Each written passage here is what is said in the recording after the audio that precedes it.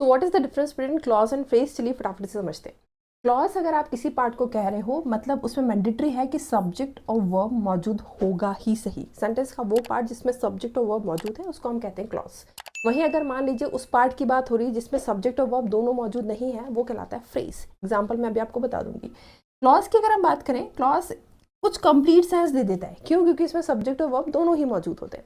वहीं अगर फ्रीज की बात करेंगे ना, तो कुछ आपको प्रॉपरली मीनिंग कन्वे नहीं होगा, मतलब कुछ छोटा सा रहेगा, मिसिंग रहेगा, वो होता है फ्रेज। एग्जाम्पल समझते हैं। जैसे कि मान लीजिए मैंने कहा ही वर्क्स, तो ही आपका सब्जेक्ट है, वर्क्स आपका वर्ब है, तो ये आपका ही वर्क्स, वो काम करता है, कुछ ना कुछ मीनिंग कन्वे हो गया, तो इस पार्ट को आप कहेंगे कि ये क्या है? क्लॉज है। वहीं अगर मान लीजिए मैंने कहा the blue sky, blue sky किसका, क्या, कुछ समझ में नहीं आया, ये सिंपली वो पार्ट है जिसमें सब्जेक्ट वर्ब भी नहीं हो, कुछ मीनिंग भी कन्वे नहीं कर रहा है, तो ये आपका कहलाता है फ्रेज। अब आप मुझे फटाफट से कमेंट करके बताइए, अंडर द टेबल किसकी तरह काम करेगा? क्लॉज है या फ्रेज है? Thank you so much.